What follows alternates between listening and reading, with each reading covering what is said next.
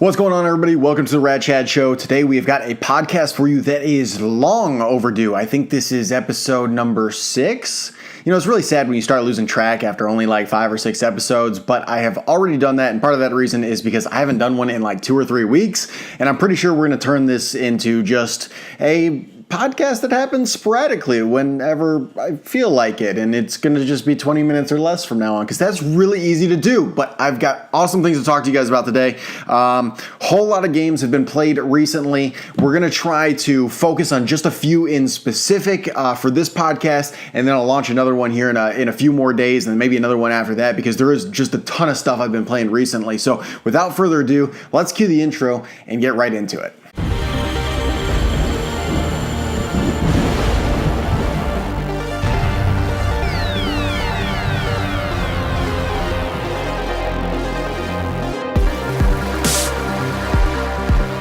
Okay, the timer's running.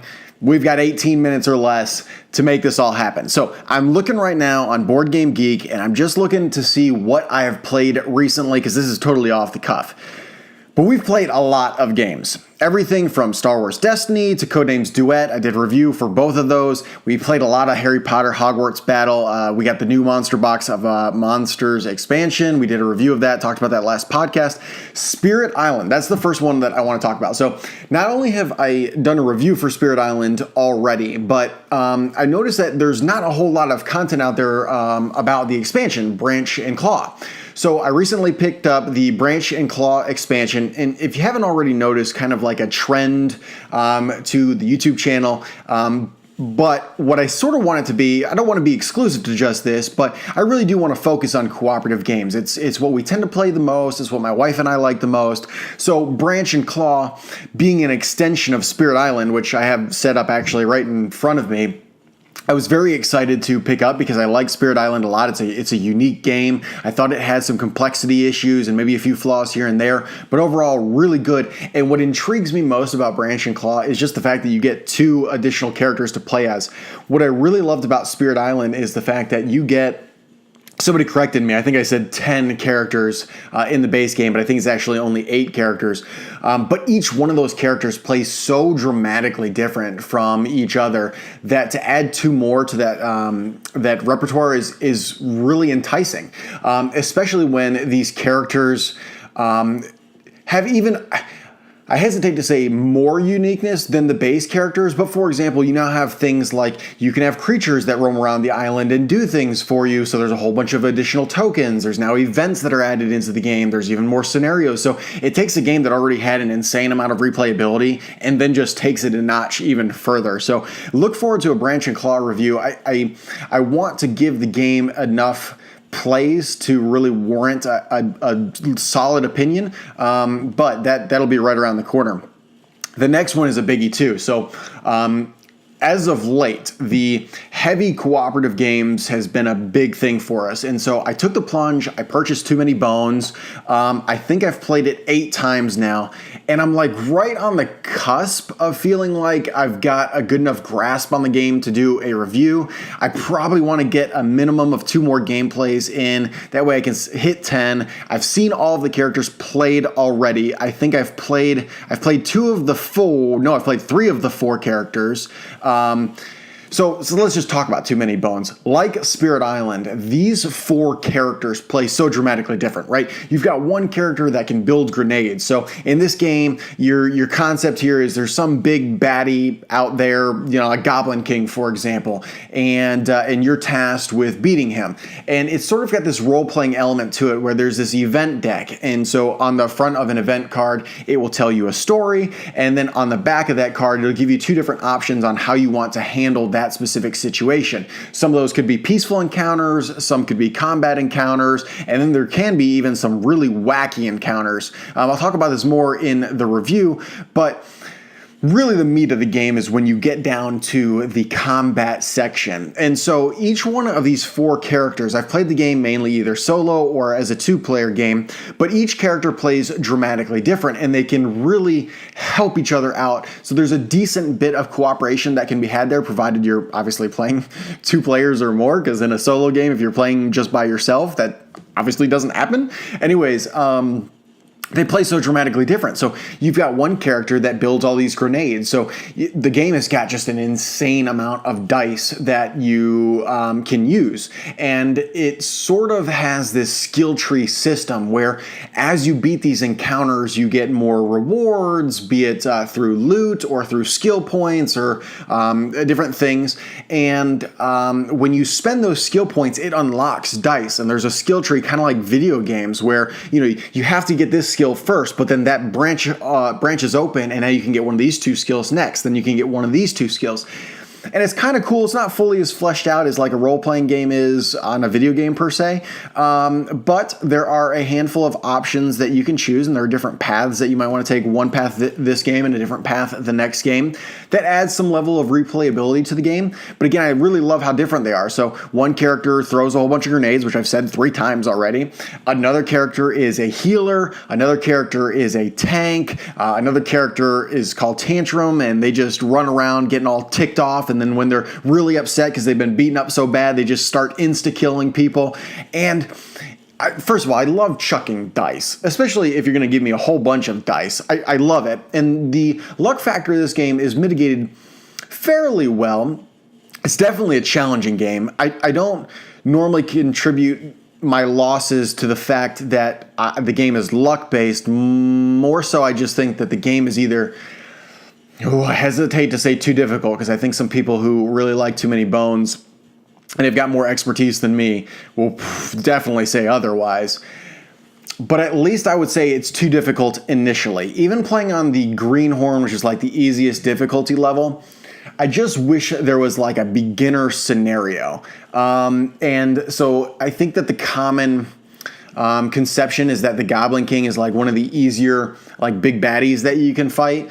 But even he is not necessarily easy, even on Greenhorn. So my experience with Too Many Bones has been good. Hasn't been great. It's right like there on that edge between, do I want to keep it or not? I think that some of the problems are like the board feels pretty constrictive. It's small. There's not a whole lot of movement that you can do. So it's not a very tactile like movement experience.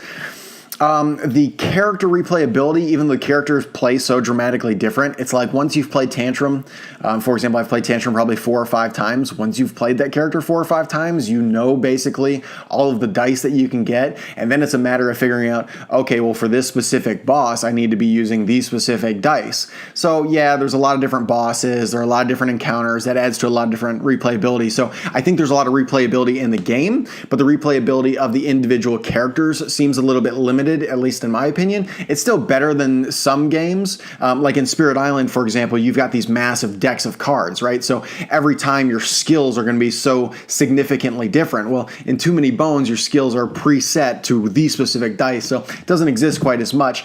But I mean, it's still a good game. I'd recommend it. We'll see where it ends up. We've got 10 minutes left, which is a good amount of time. Indulgence. Now, this is one I talked about in some previous podcasts. I really, really like, what is the word for it? Why am I brain farting here? Come on, The Fox and the Forest, Spades, Hearts, trick-taking games. Why couldn't I think of that? Really like trick-taking games. So, Indulgence for me, I was kind of excited about because Restoration Games has got this very nice lineup of games with Stop Thief, Downforce, Indulgence. We got to play both Stop Thief and Indulgence recently. I've played Indulgence twice and Stop Thief once, so obviously take everything I'm about to say with a grain of salt. But I've been pleasantly surprised with both games. I think Restoration Games is kind of off to a very, very good start. Indulgence in specific, I played it twice. The first was with a local board game meetup. We played it as a 3-player game. I think all 3 players at the table liked it. It was a fairly close, tight-knit game. It's very easy to explain for the most part. If you're familiar with trick-taking games, it's going to be right at home. But it does a handful of things that really like tips the, sort of like the Fox and the Forest did, like sort of tips the kind of, I don't want to call it genre because that's not what it is, but this style of game on its head. I really like the fact that in Hearts, there's always that I want to shoot the moon sitting in the back of your mind. And this game really encourages that a lot. So you've got these cards. So basically, each round somebody's going to be determined as like the leader or whatever it's called. And there are going to be a few different edicts laid out on the table, and the edict determines, how you score for this specific round. And typically the way that it works is sort of like in hearts, like you don't want to take any hearts because that's points and you don't want points in the game. Well, this has a similar concept. Like it might be you don't want to take any tricks with even numbered cards. So if you end up winning a trick and there were 2 even numbered cards in there, the edict might say, well, hey, you have to pay the ruler, 1 coin for each one of those even cards that you took. And then at the end of a round, let's say you took 4 even cards, well, you pay me $4. Somebody else took 3 even cards, they pay me $3, so on and so forth. But the cool part is each edict, you can choose to become a sinner. So you kind of go around the table before the round starts, and each person has an opportunity to decide if they want to sin or not. And if you decide to be a sinner, you get this really cool ring that's big and chunky. And that ring is like a super powerful card, or not card, but power that you place down on a card, and it turns your card into the highest number of that specific suit. So in most cases, and by most cases, I mean like all cases, it's a guaranteed, I'm going to win this specific trick. So you get that as part of being a sinner, which is a cool little twist. But more importantly is if you are a sinner, you have to take all the tricks. You have to shoot the moon. So in this case, you would have to get all of the cards that are evened. And that's a cool concept because you're, especially like in a 3-player game, all the cards are dealt out. There's no secret information. So you can really start to figure out who's got what. And just by looking at your own hands, you've got a good understanding of whether or not you want to sin. When we played the 4-player game, which I played with my family, number one, it was a bit harder to explain the rules. I think because of how I don't know, different it is from standard card games, it adds just enough to maybe, I don't want to say confuse people, but you have to, kind of like Fox in the Forest, go see this review. Like, you got to wrap your brain around the different mechanics of the game. It's just a unique take. So I liked it. I'm ready to play again. So a very good game. I wouldn't say like it's the best game ever made, but I like Fox in the Forest. That was freaking awesome. This isn't quite to that level, but I do still enjoy it. Now, Stop Thief, also I played once, and I think that shows a lot of potential. We played as a 2-player game, and I'll tell you right now, this is not a 2-player game. I came into this thinking, anytime there's like hidden movement, hidden information, sometimes it can just be too difficult to discern what's going on and stuff like that. Like a game like Scotland Yard or Spectre Ops, like it can often be more frustrating because you don't really have that information readily available. It's, again, hidden information. So in this game, there's the board is segmented into 4 different areas. Like you might have a mall, and then there's, I don't know, a museum and a school, and I'm making crap up now. But anyways, a burglary will happen in one of these different locations. And so you pass around an app, like for example, your phone, and then you get a little hint. And the hint might be, hey, that burglar just busted through a window, or hey, that burglar just opened up a door, or hey, that burglar's walking through the inside of the building. And so then you start figuring out, okay, well, he went to the window first. First of all, he had to start in a burglary location. Then he went through a window. Then he went through a door. Then he moved through this look. Okay, he's got to be here. And it was actually a lot easier to start figuring out where they were than I originally anticipated. And it becomes like a race of who can make educated guesses, get to that location first, use your unique character special abilities because they all have different cards. You play those cards to move. You can get private hints, which will tell you where the character is, basically. Like, again, we only played it as a 2-player, almost like a learning experience, but the game really showed a lot of potential. Stop Thief was really good. And then the last one I want to talk about for just now, we'll leave on kind of a sad note here. So this is the second time that I have bought Sherlock Holmes Consulting Detective. Now, this recent version is by Space Cowboys. They did Time Stories. That's their claim to fame. And so the production values are really good, but other than that, it's the same game. And last time I played it, I didn't even get through the first mission. I kind of like was just I was interested in it. My wife was like, we got through the opening reading of the thing, and she was like, this is stupid. I'm not doing it. And so I think I ended up trading. I don't remember whatever happened to it, but I wanted to pick it back up because we're all into these escape room games recently. And Sherlock's not an escape room game, but is definitely like a puzzly type game with a strong story element to it. You know, in this game, there's a lot of reading that you have to do. So there's a murder that takes place. You open up these books and basically you can go to a specific location. So you find the location in the book, then you talk to a specific person at that location. They might give you clues. So you go to another location, like maybe you go to the morgue. The person at the morgue tells you something about something, and then you go to somewhere else and you keep bouncing around to these different locations. You read these excerpts and you're finding out more. Anyways, so we played through the whole first mission. It didn't click for either of us. I mean, halfway through it, we were just bored out of our minds. The story's not very strong. It wasn't that intriguing. The final conclusion on how like the murder actually happened, who done it basically. Man, you got to be Sherlock Holmes to figure that crap out. Like that was not basically the way that we felt after is like, I would never figure that out in a million years. That's essentially how we felt. Maybe we're knuckleheads. I don't know. But when you go through the experience, it takes as long as it did for us, and you became as frustrated and as bored as we inevitably did, and then you find out the solution, and it's as unfulfilling as you can possibly imagine, just because of like how difficult it is to truly piece together the puzzle to actually, I don't know. I was done with it immediately. I had interest in going to the second mission, if only because I felt like I didn't give the game a fair chance.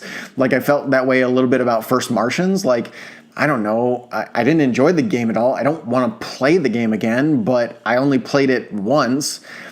But how many times do you really need to, like, if you eat something and it tastes like crap, do you really want to eat it again? No, probably not. And especially when the game takes, 1-2 hours long, I ended up selling it. I know it's a highly rated game. It just wasn't for us.